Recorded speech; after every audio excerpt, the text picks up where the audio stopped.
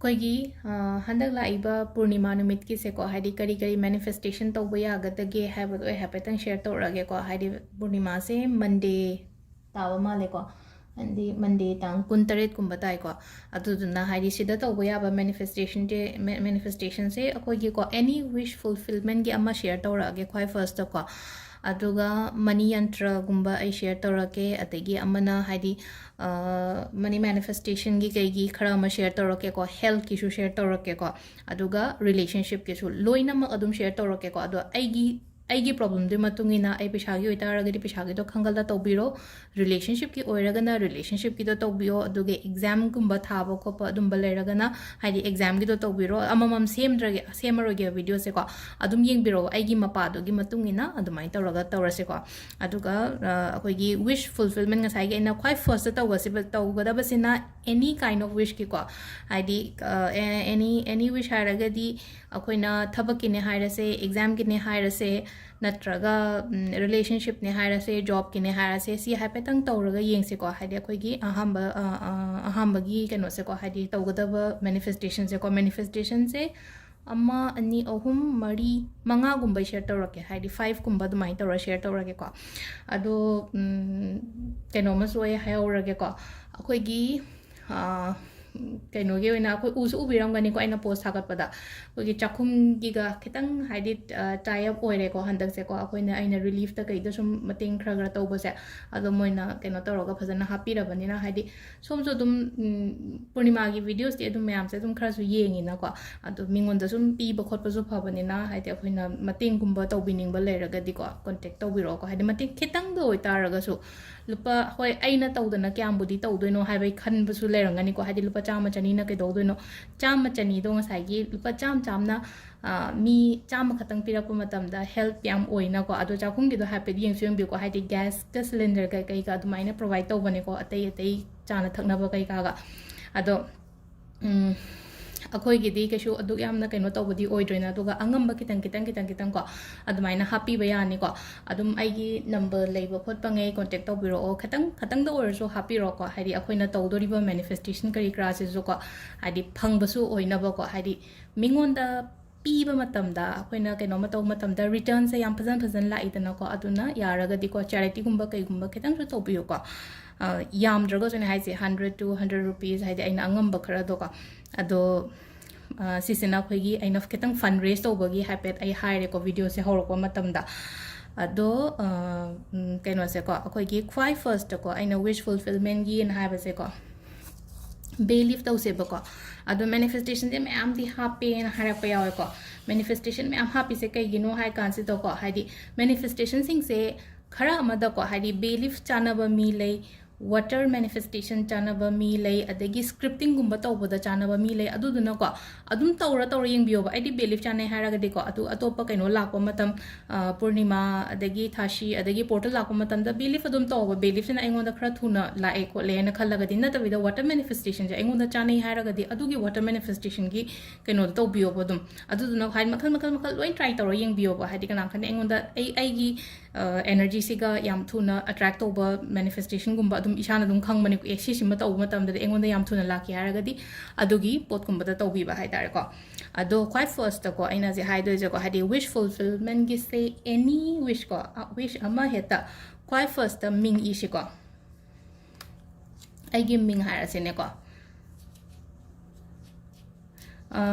आइसिदा green लेरमे को हाइदि blue ने इरसु कैसु काइदे को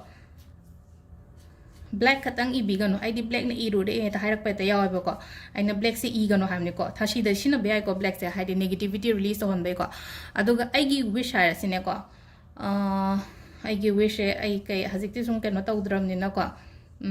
अकोइगी विश को हाइदि माय विश को हाइदि आइगी ओइना करम्बा विश नो को हाइदि सुम आइना इनिंगेबा विश तो को आइसिदादि उट्रे को अदो आइगी विश इरानी को सदा आइगी अपाम्बदो एग्जाम नि खंगदे नत्रगा अतै लेनो को हाइदि पेशागी नि खंगदे नत्रगा हेल्थ की नि खंगदे को हाइदि नाबगी हारसु को रिलेशनशिप नि काइना हारसिन को अदु इरसेबा को अदुगा हीलिंग कोड अमगा हापके को हीलिंग कोड सिना नंबर से कइनो हाइ मतमदा खितंग मुन्ना येंबिरो को स्क्रीनशॉट लोबियोरो को 6 4 को 8 अदगी 5 5 6 7 healing quote ama so hape ko ado relationship tawge tawragana red na tawbiro health ki oiragana blue na tawbiro aduga kainogi oiragana ko haidi money related kumba oiragana green tawbiro shu yai ko ado si se e baloiraga ko ngatang khallo ko haidi wakan je ina mamang da tawgiba haidi si se pairaga haidi khumjalaga ngatang pairaga ko haidi pot se engonda phange ko la e ko sumaina si gi pot se si gi pesha se natraga si gi pesha se la aga ai sumain tawre ko kaina tungda la ka da myam do hana loina khanba natraga na haidi ai job ne har se ko job se ai khalle kare thaba kaina ga dumain tawro ko haidi oirakadaba poto hana khanbo aneba aduga si se khuna tawgadab se kaino hai kan sita ko si di burn to thogadam ne ko haidi burn to biraga magi ashes se khuna mapanda blow to bioba haidi akoina mamang da haidi no na yeng bangai di khangamoi ko haidi smaina haidi burn to ro mapanda ina blow to tham ne haidi khangda dan imung da kamjan baga su yawe na hai ko aduduna haidi hana de yeng bangai di aidi hana gi adugi bhap ta loina khangram ne hai bagi keno da dum sem bane na ko haidi anoba yeng bangai gi haraga si se khoina sumang da da lepaga ngasai gi keno se ko hadi si de gi tarak pa chakhi bagi amu ba myam tholok pa se ko hadi si gi keno se ko ado se khoina kamai to gada ge ha kan da just full on come to oga hadi mishala khan bi hadi universe ai gi wish se fulfill oire ko haina dmai to ro ko khwai first ki si le re ko hadi any wish fulfillment gi oina hairaga di ko second da hara se ko second da aina money yantra na ha bodom ko ai thoga bude han thamme ko si screenshot lobiro green color na haidi khoina mamang da ma'am same green na ko haidi moini yantra adu ada ma'am tawgre na ko si se money yantra ni ko haidi aigi dukan da thela shuyai aigi pakshi da hapa shuyai aigi bag da hapa shuyai ko haidi 11885577224466111033 ko si sima screenshot lobiro si sima sembe yai money yantra ma sembe yai ko si sina ani shure ko aduga mathangi ko mathangi se na khoina tawbase kai tawbo ya gadage hai kan de ko paper ama lawrase ko plain paper ama lawrase ko aduga khoina sida hap kadabase kai no hai kan se da ching katang hap se ko sida ching katang hapani aduga इलायची अमा हापियो को cinnamon powder hapo ko cinnamon powder se ai table da hojik leiram da yam hogal aroge powder leite hairaga na stick kumboin hapase ko cinnamon powder oraga na haidi powder hapiyo ai tang aina jikeno leite haba dagi cinnamon powder leite ba haira ko haira pa yaw ko ataga je stick adum hapiyo leiraga di powder hapiyo ko ado aina sida haidi aina ai ai video number haidi asom ge ka da le hora male do haptre ko aduna powder hapiyo si je ko ado kano leitraga na stick se dum hapo ko shukai de powder phangdaba ngai gi oina hairaga di ko ado sida hapi se ching leire cinnamon leire keno leire ko aduga si se akoina sisu money ritual makhalam ne ko haidi money spell hai tare ko sisina ado si phajana thupsal laga sisu burn to thok toine ba sigi pot se maso sigi si se si swaina thupsal an ko aduga si je mai thadok pyo ko si se ma to ba yare ko adi sisina ahum sure ko sisina pesha gi oina leire pesha gi amaga I share tawrake ko ma'am da mathang gi sina akoi gi glass ki jar ama lawrani na ko glass ki jar sida akoi na hap ka da base kai no hai kan sida ching khatang hap se ko khwai first ko ching se phai ko aina money bag da so hap pon hai ko ching maru ku ma thoi ga sum hap se ko ching khitang hap se khwai first ko hai de khoi gi money jar sem bai sida no ko ching khra hap pani cinnamon stick ko ani ahum khatang hap se ko aduga bay leaf ahum loge ko sida bay leaf ahum sida ko haidi positive oiba kaino ngata oina ibio ko sida numbers harasine khwai first ko haidi money magnet ki number harasine ko money magnet ki number se 520741 oina ko 520741 ai sida ama kaino leibado Dare sugumba ko sugumba ko na sugumba kaino se ko haide ko na jibu gumba da su ino ko 520741 se ko 520741 ira se hade pesha masing gumba manifest to bole raga de adu happy ro ko 520741 ko aduga switch word gumba hapu se ko switch word se ko na windfall kaina ga le ko haide windfall se hapu ya ko switch word se windfall hapu ya adu se da khwai first aina haide kaino gi na pesha attract to na ba number ama hape ko mathangi da ko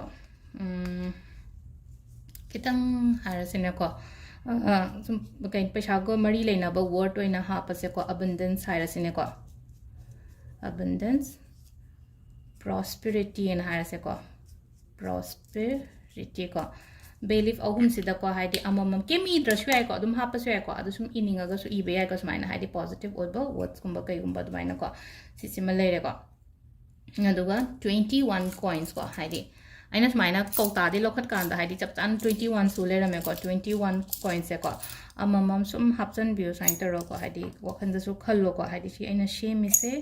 si semaga aingonda amu hena aphaba changba ocean ko haiba gi ko haidi si sina aigi blockages le ramba kholamba mayam ama leibase ngasi dagi leitaba orasano pisha flow da chang porasano thabak ta oraga so business kumba toroga so hanaka haraga di yamna fazana grow leina ba ko haidi wakhan je dumaina adugi intention amaga loina na haini intention loina o thazaba thambiyo on hydra ina potama to matamda adu sise semba yai ko crystal leiragadi happa yai leitragadi kaishu gaide ko haidi crystal happa yai haragadi sida koina happa ya base citrine happa yai green aventurine happa ko agi sida budi meam leire ko adu sida dum haidi aina hapning ba ama heta happa yai basigi keno sida ko crystal je pirate happa zo do kemta haidi leiti en har ane ba crystal je ai crystal leiti kamai tawni haibe question hang pa yai ko kaishu gaide happa ro sheba ko haidi loina mak haidi available oiba natabani na ko haidi leiraga happe leitraga to seba ko aduga haidi amuk su question jam hang ba ko haidi hachang seng draga di tawba ya bra ya dabra haidi sugum ba tawbu di kem kai de ko like khuram ba khoi ba do bu haidi hai bo ani ko tawbu no khot kano haidi si manifestations minor ritual macha macha tawbu da di kem ta kai ba kem leite aduga yum mang ba khot pa maina tawbu ya ba da haidi tawbu ya bra hang kani ko manifestation di loin tawba ya ba sum akoina like khuram ba khop da bu tawna da ba wani na ko haidi manifestation me am si di loina tawba ya ko si sima sur si sima le ko mari shure ko khoi gi sa last ki relationship ki am khatang ga yenga se ko relationship se ko haidi khatna ba haira sine ko haidi motina da ba natraga khatna ba ai gi partner si ga atara ga de khoina kamaina kai kai tawba ya ga da ge hai kan se da ko red color season se mene kaino gi oina haira ga di relationship ki de ko red color sin se red color se ko circle ama kon se ko circle se chumna dung kaino taroga kola se ko circle ko le ko sida aigi husband oiro aigi wife oiro aiga khangnari ba mi du oiro ko magi maming hap se ba sida ko sida na mi du gi maming ko aina tawri ba aina sum phaningi ba sigi mi siga relationship de phaningi ba taragadi magi maming sida hap si ko aduga healing code sina mayai da hap se ba healing code se 341 ko adagi 7325 aduga sidana lastana aigi maming hapase sida ko aduga sise adum thupchalaga aigi mon makha mon cover ha manung da hap kera lukhungi mo pangkha da tham gera ko sum haidi mina ubo ko sum nuai traga na ko sise adum thupchalaga ko haidi smaina thupchalo ai rom da paper folding method ke ka mamang da tawgi ba ko kyan smaina thupchalaga aigi keno da tawba aigi keno thambirase ko sise ma leire ko aduga amana last ki moon water sembado ko moon water sembado aina mamang da udi ha ko hadi likli gi bottle ama heta da semoba likli gi bottle da hadi plastic bottle da semono crystal oibo oina tawbo pot se sise hadi crystal gi da oina semgadam ne ko moon water se kamaina semgadam no hangba yawre ko kamai semgadam no ha kan se da khoi gi ising se yarani na phasana aina thakna bising ni ko aina pame poto health ki matang do oiraga suka aina moon water se ai gi parents ki damak ta sembiri ne ai gi husband gi damak ta sembiri ne angang gi damak ta sembiri ne na khallaga di ko sida ising sida yenga ga ngatang ai gi intention do hapchalo ba aina khalli ba wakan mayam to ko hadi sigi sing se thaga ai gi phaning gi mi do ko hadi loina ma hadi aina haiba mak tawdraga suka aina haiba ma hadi chapmana na haidraga suka ai gi wakan ga hadi shong gi wakan ga khenaram be yana ko ado intention je mi amaga loina tonga bani na ko yenga ga sida aina phani ba aina oheningi ba pot mayam do loina tawraga si se mapanda thambira mo sing se ko aduga numit thok tringe de lotion bio ko numit thokhi ba na han ba yawe hairak ba yawe ko numit thok tringe adum ahing da lotion su kai su kai de ba nongan draga so ahing adum baro ama da tum ba su yauna bani na baro ama do lotion la modum haidi pung ani ohum charge tawra di yare ba ka su kai de ba aduga ꯒ꯭ꯂꯥꯁꯀꯤ ꯑꯣꯏꯅ crystal ꯂꯧꯕ ꯈꯣꯠꯄꯀꯣ ꯑꯗꯨꯝꯕ ꯃꯌꯥꯝꯁꯨ charge ꯇꯧꯕꯤꯌꯨ money ꯕꯣꯜ charge ꯇꯧꯒꯗ꯭ꯔꯥ ꯍꯪꯉꯛꯄ ꯌꯥꯎꯏꯀꯣ money ꯕꯣꯜ charge ꯇꯧꯔꯣꯏꯀꯣ money ꯕꯣꯜ charge ꯇꯧꯔꯣꯏ ꯍꯥꯏꯔꯒꯗꯤ ꯀꯃꯥꯏꯅꯅꯣ ꯍꯥꯏ ꯀꯥꯟꯁꯤꯗꯀꯣ ꯃꯅꯤ ꯕꯣꯜ ꯁꯦꯝꯈꯤꯕꯗꯣ ꯑꯩꯈꯣꯏꯅ ꯂꯣꯀꯔꯗ ꯊꯝꯈ꯭ꯔꯅ ꯀꯩꯝꯇ ꯑꯗꯨꯝꯕꯗꯤ ꯇꯧꯒꯅꯣ ꯑꯩꯈꯣꯏꯅ ꯁꯤꯔꯤꯕ ꯕ꯭ꯔꯦꯁꯂꯦꯠ ꯀꯔꯤ ꯀꯔꯥ ꯃꯌꯥꯝꯁꯦ ꯁꯤꯒꯨꯝꯕ ꯑꯣꯏꯅ ꯆꯥꯔꯖ ꯇꯧꯕ ꯈꯨꯗꯣꯞ ꯀꯔꯤ ꯀꯔꯥ ꯑꯇꯩꯗꯤ ꯀꯩꯝꯇ ꯆꯥꯔꯖ ꯇꯧꯒꯗꯕ ꯂꯩꯇꯦꯀꯣ ꯑꯗꯣ ꯆꯥꯔꯖ ꯇꯧꯕꯒꯤ ꯄ꯭ꯔꯣꯁꯦꯁꯁꯤꯅ ꯀꯃꯥꯏꯅꯅꯣ ꯍꯥꯏ ꯀꯥꯟꯁꯤꯗ ꯍꯥꯟꯅ ꯏꯁꯤꯡ ꯑꯁꯦꯡꯕꯅ ꯐꯖꯅ ꯆꯥꯝꯊꯣꯛꯑꯣ ꯗꯨꯞ ꯂꯧꯔꯒ ꯍꯥꯏꯗꯤ ꯀꯩꯅꯣꯁꯤꯗꯀꯣ ꯑꯩꯒꯤ ꯕ꯭ꯔꯦꯁꯂꯦꯠ ꯈ꯭ꯔꯤꯁꯇꯜ ꯂꯩꯔꯤꯕ ꯃꯌꯥꯝꯗꯣ ꯗꯨꯞꯇꯣ ꯉꯁꯥꯏꯒꯤ ꯃꯥꯒꯤ ꯃꯩꯈꯨꯗꯣ ꯂꯣꯏꯅ ꯐꯪꯍꯜꯂꯦꯅ ꯑꯗꯨꯒꯤ ꯃꯇꯨꯡꯗ ꯃꯄꯥꯟꯗ ꯍꯥꯏꯗꯤ ꯂꯤꯛꯂꯤꯒꯤ ꯇꯦꯡꯀꯣꯠꯀꯨꯝꯕ ꯑꯃꯗ ꯀꯩꯗ ꯍꯥꯞꯄꯒ ꯃꯄꯥꯟꯗ ꯆꯥꯔꯖ ꯇꯧꯔ ꯊꯝꯃꯝꯃꯣꯕ ꯁꯤꯁꯨ ꯑꯗꯨꯝ ꯑꯩꯅ ꯍꯥꯏꯁꯦ ꯍꯥꯏꯗꯤ ꯅꯨꯃꯤꯠ ꯄꯨꯡ 2-3 ꯆꯥꯔꯖ ꯇꯧꯔꯒ ꯑꯗꯨꯝ ꯅꯨꯡꯗꯥꯡ ꯂꯧꯁꯜꯂꯁꯨ ꯌꯥꯏ ꯅꯠꯇ꯭ꯔꯒ ꯅꯦꯛꯁ ꯗꯦ ꯂꯧꯁꯟꯒꯦ ꯍꯥꯏꯔꯒꯗꯤ ꯅꯨꯃꯤꯠ ꯊꯣꯛꯇ꯭ꯔꯤꯉꯩꯒꯨꯝꯕꯗ ꯂꯧꯁꯟꯕꯤꯌꯣ ꯌꯥꯔꯤꯉꯩꯀꯣ ꯑꯗꯣ ꯁꯤꯗ ꯂꯩꯔꯦ ꯑꯩꯈꯣꯏꯒꯤ ꯄꯨꯔꯅꯤꯃꯥ ꯀꯩꯅꯣꯒꯤ ꯅꯨꯃꯤꯠꯀꯤ ꯃꯦꯅꯤꯐꯦꯁꯇꯦꯁꯟꯒꯤ ꯚꯤꯗꯤꯑꯣꯁꯉꯩꯁꯦꯀꯣ ꯃꯌꯥꯝ ꯇ꯭ꯔꯥꯏ ꯇꯧꯕꯤꯔꯣ ꯐꯖꯅꯀꯣ ꯌꯦꯡꯉꯁꯦ ꯍꯟꯗꯛꯁꯨꯀꯣ ꯊꯦꯡꯛ ꯌꯨ